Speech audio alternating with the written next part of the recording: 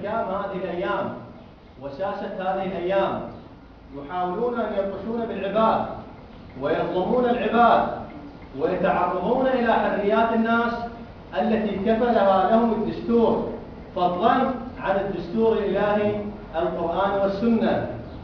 فمن هؤلاء ممن يقتل وممن يشرد وممن يزن معارضة لذلك الدستور الوضعي والدستور الإلهي الذي وضعوه.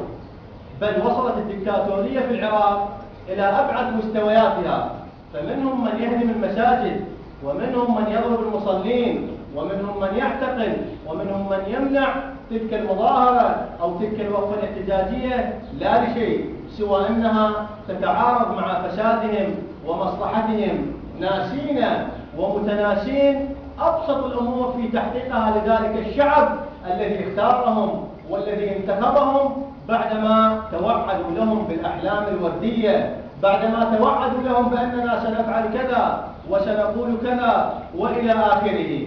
لكن ماذا هي النتيجة؟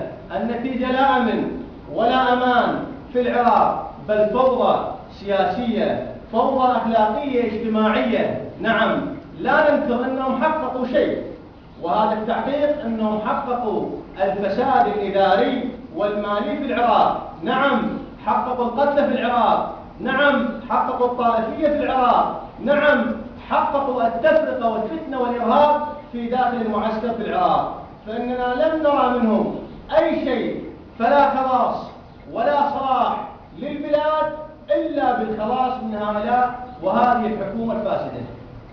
الله أكبر.